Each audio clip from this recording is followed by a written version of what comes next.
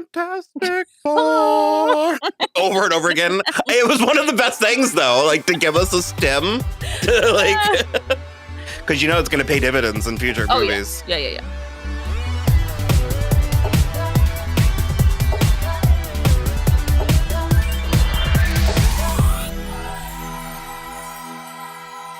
Hello, everybody. I'm Will. And I'm Christine. And this is So I'm Watching This Show, your new favorite pop culture YouTube channel where we talk about movies, TV, music, and more. And as always, this is a spoiler show, so you have been warned.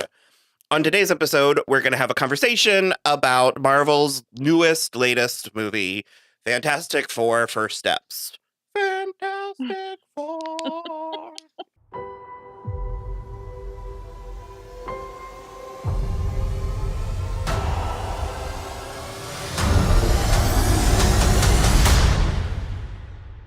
We will protect you.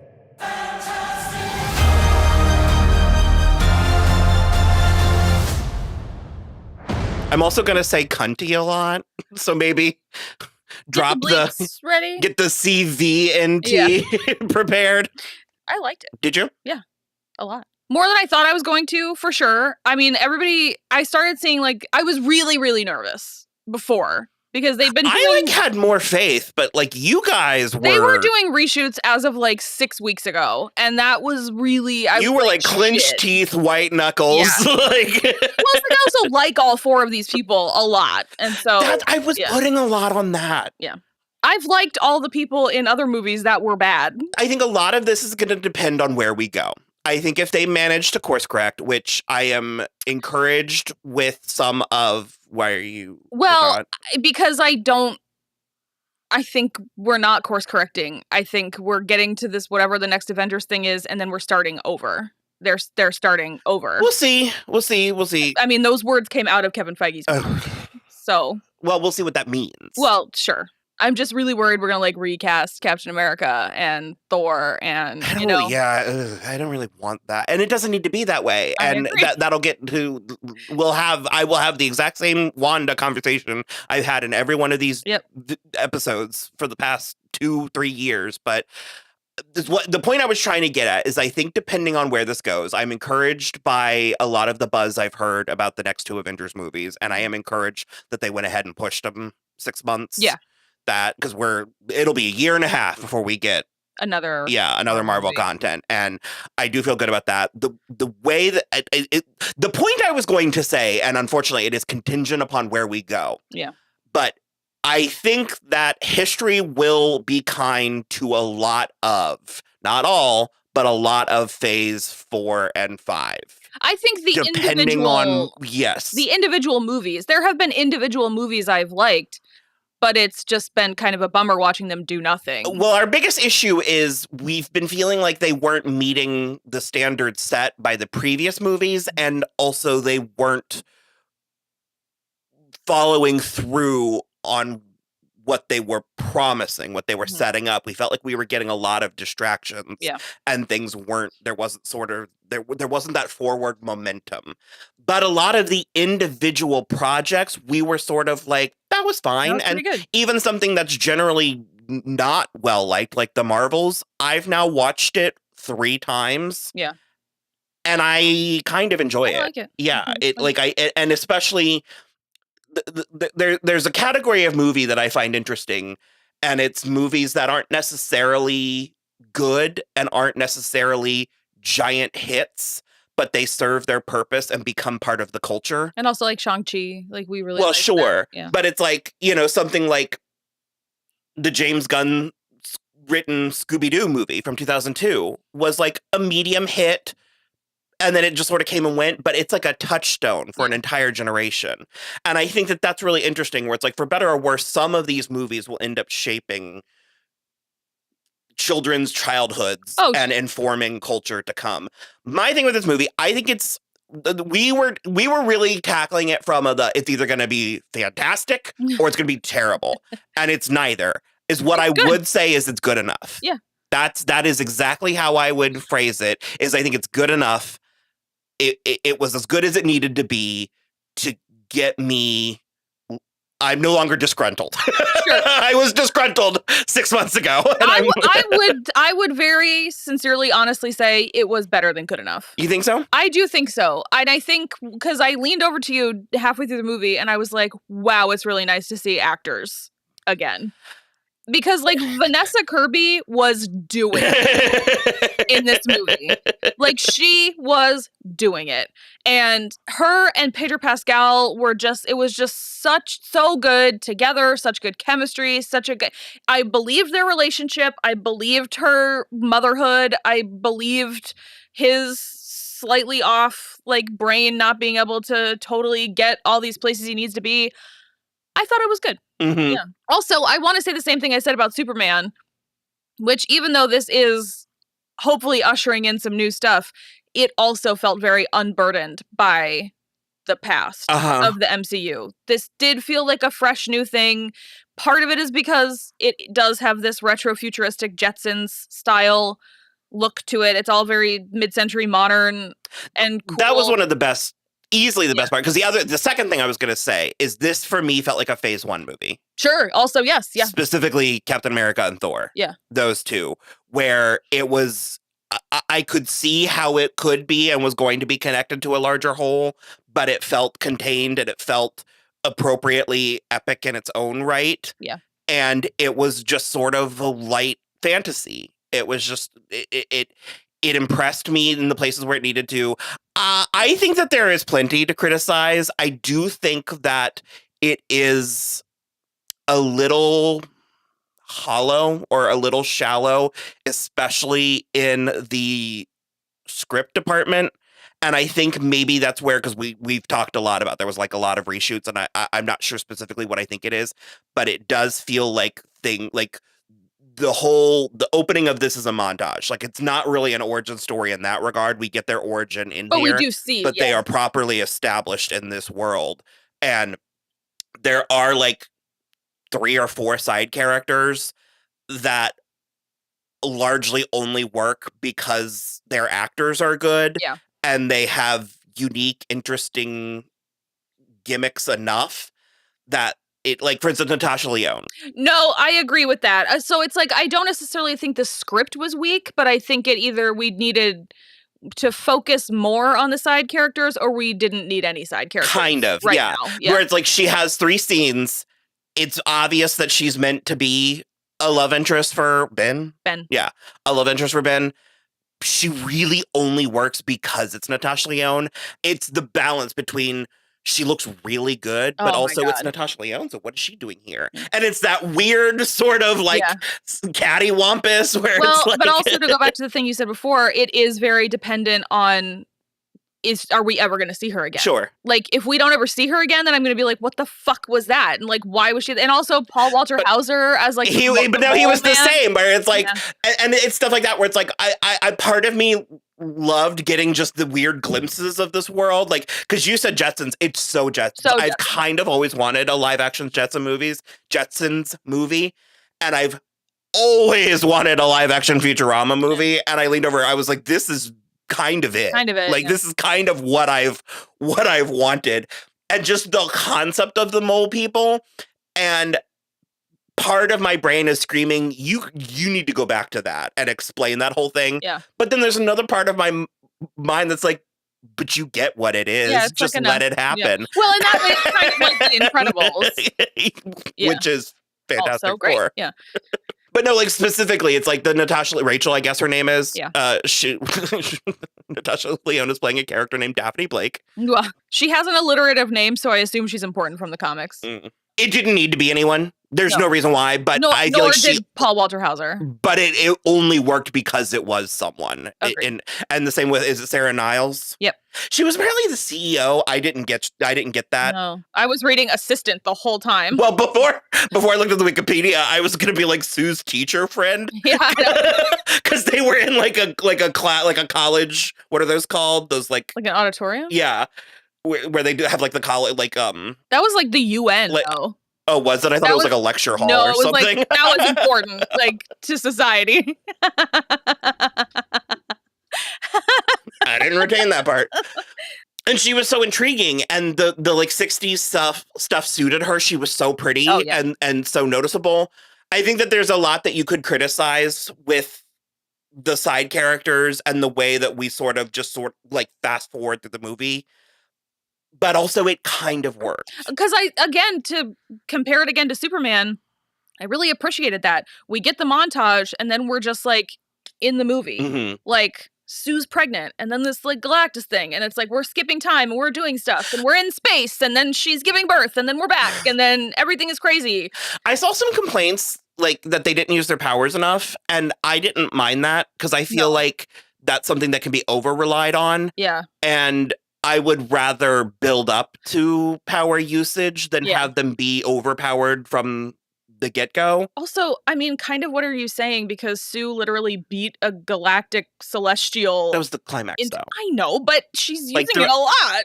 Well, it like she used it in the climax, but it's like there are entire parts of this movie where they're not. Like someone there's a handful of times Reed uses his powers and I found it distracting because I was like, why did that need to happen? Happening? Well, I don't want like Johnny Storm just walking around on fire. Not that, but it like. I think what helps mitigate that for me is that like they are also all supposed to be very smart. So a lot of this is like having to use their brains to get stuff done, and then they only are using their powers when it's the last option. Sure. Which I don't hate. I think easily the best and most interesting part was Galactus and subsequently Silver Surfer. Yeah. I liked Silver Surfer a lot.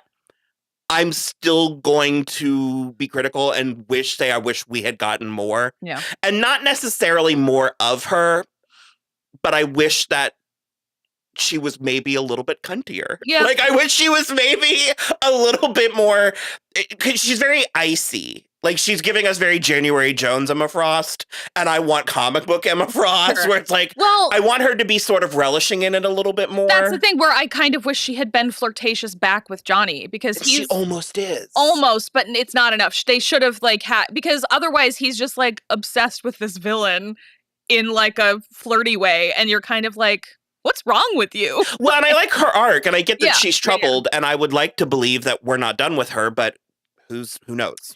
Presumably she's still out there somewhere, so, yeah. It's things like that where I land in the good enough. It's like, I think there's a better movie where everything is just sharper. It's just, like, more... I'm gonna say also, this is maybe the first time I've seen a movie in the last 2 years where I think it could have been a little longer. Yeah, I was gonna say, because I was also gonna compare it, and this is heavy baggage. I was going to compare it to Thor: Love and Thunder, which is a movie that we largely like. Many people hate it. I don't fully understand why, but I'm not accepting. I don't want to hear it either. So I do feel like it needed 15 more minutes. I was going to say 15, 20, just to like, again, we can flesh out a little bit of the side character stuff. We can like, the thing is I did believe them very, very easily as a cohesive unit. Well, this goes back to your actor point. The actors just made it work. 100%. So it's like, I never had a bad time believing that they are a family unit, but I do think we could have like, then that is kind of a symptom of it actually starting and just going the whole time, is like, we don't actually, the dinner scene at the beginning when Sue announces she's pregnant is the only like just sit around the four of us without a purpose time. And I do think we could have used a little bit more of that, because after that happens, we do a time jump to her being like very pregnant. Yeah. What is the time span of this? Like a year? Yeah. Like a year and a half. Because from one scene to the next, it's like no time has passed. But from the beginning to the end, it's like a year. And that's where I think maybe some of like the reshoots or some of like the... Just an editing. A symptom of... because yeah.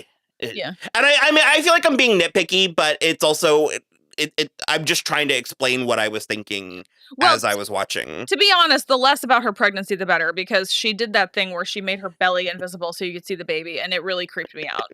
So... It's really unnerving. I'm fine with that time. I'm fine with the pregnancy time jump, for sure. But in that sense, it is kind of like the Gilded Age in Downton Abbey, where it's like from one scene to the next, it's like 6 months may have passed, and you're like, what?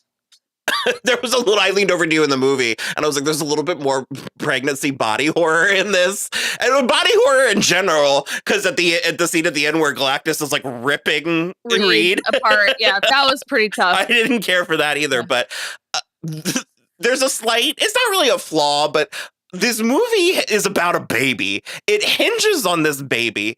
And if you know me, I don't give a fig about babies. And so there is a slight conundrum that the movie tackles, and it's in a very like, I'll allow it. But it's like, basically, Galactus is...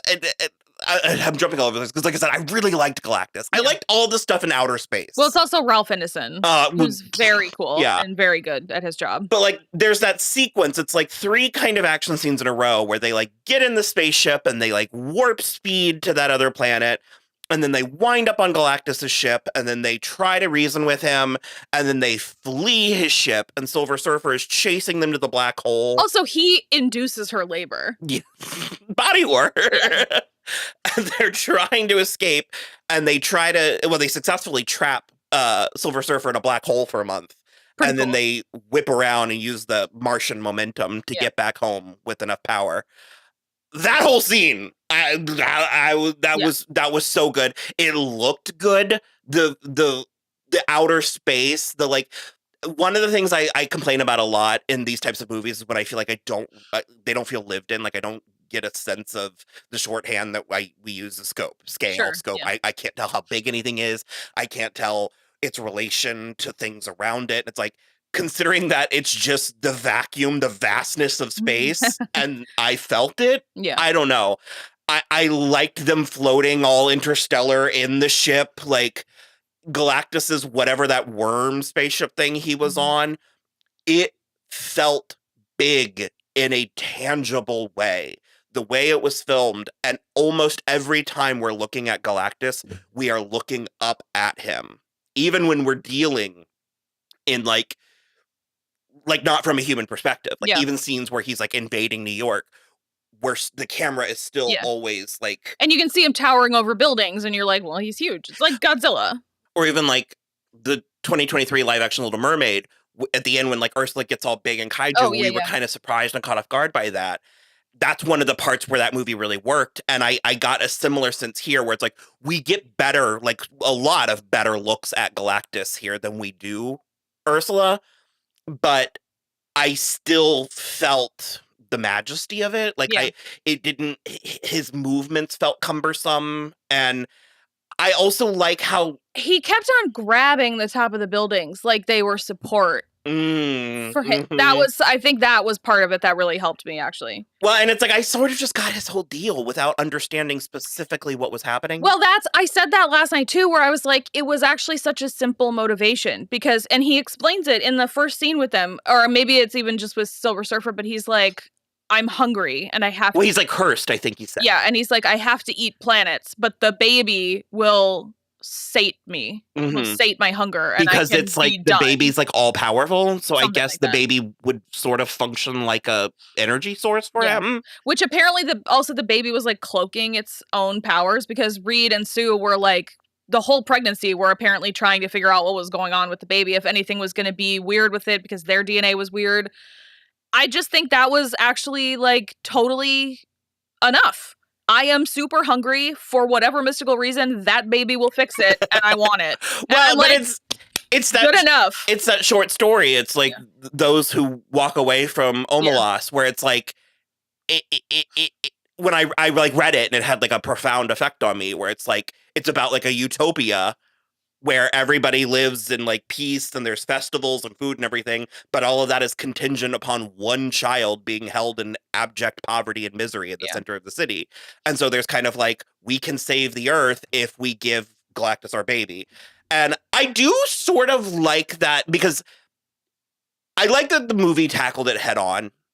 Yeah. Like they literally all the people were like, why not? Well, he literally tells them, because you were like, well, don't tell them that. And he does. Yeah. And I sort of am like, okay, well, if we're going to do this, let's just go ahead and do it. And then, and there's a part of me where I'm just sort of like, I mean, It is the trolley problem. I'm on the people's side. But then again, Sue goes out there and gives the speech and it's perfect. Everybody gets it. And I'm just like. And it is shorthand, but it's like she sells it. She sells it enough.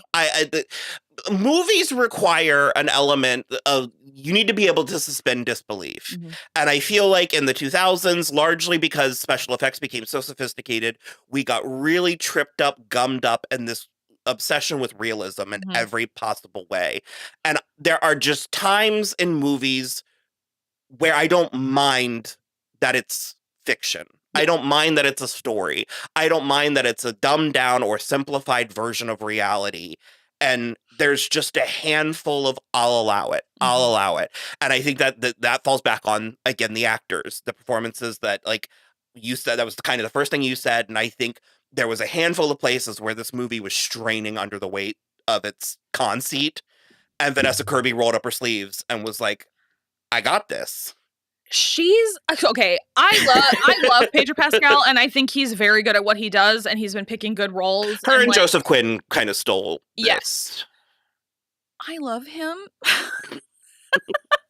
He's so cute. I really didn't think I was like, the blonde hair is so bad, and I still think it's so bad. But you are correct. He does work better in motion. So it's like we saw all the photos, and I was like, nah.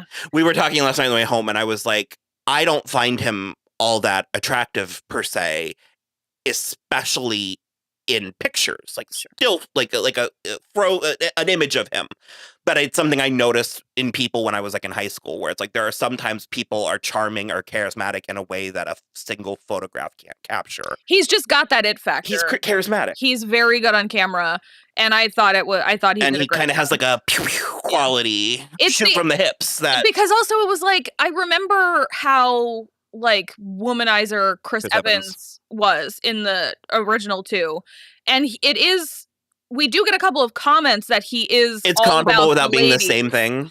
Yeah, but it's like he's really his only focus in this movie is the Silver Surfer and trying to figure out, because they've been getting these messages of a weird language the whole time, and then he finally he's the one that translates it, and I'm like, they're all smart. Like that's like a part of it for me, and so he figures out her whole backstory and that she like made a deal with Galactus to be his herald in. I herald his beginning.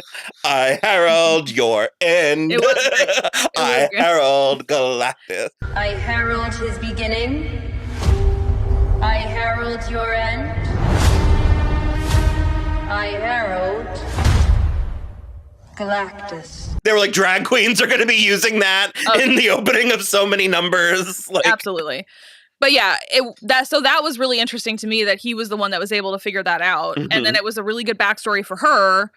Yeah, I will say my actual biggest complaint about this movie is they took out the shot of him falling back down from space. Unbelievable. That was the best shot in the trailer. Are you out of your fucking mind? I read that they had done that, and when that scene happens in the movie, which I was waiting for. I was like, well, we almost had the 1-2 punch because we had seen that shot, so we know it's coming. So we're like, here it comes. But we get the new shot of him confronting her and seeing his reflection in her face. Yep, it looked good and cool, and then it didn't happen. And you looked at me and you were like, did they cut it? And I was like, ugh. That was dumb. That was really dumb. I don't know why. Because it was such a cool shot in the trailer, and it's really a bummer that it's not in the actual movie. I think it would have worked in the movie. So that's my biggest complaint. We can talk about like underdeveloped side characters all day, but I'm like, you shot that and you made it look so good, and then you completely got rid of it. Because I would even go as far as to say it was character development, because the look on his face, like his performance, the whole thing, the combination of like you can literally see the cockiness fading. Yeah. And there's like a fear, but also an intrigue. I don't know why. I don't know why they would do that. It's weird to me as well. I'm mostly done. I liked it. I'd watch it again. There's a couple more things that I do want to hit specifically. I thought that the score was really great. It was. Yeah. I thought it sounded a little bit fresh. Yeah.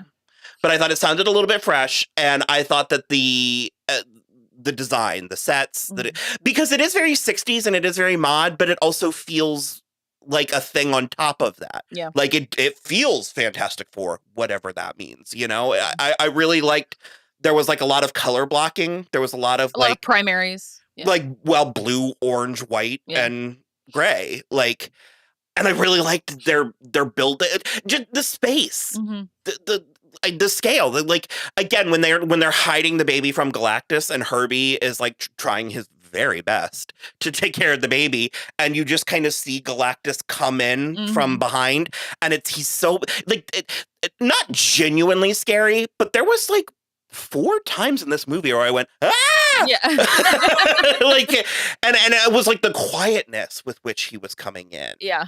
And the Galactus stuff really worked for me too. I really love it's such a me thing. I love Sue's how they chose to depict her invisibility. Apparently, it is a practical effect, and they could have done it in the 60s in movies.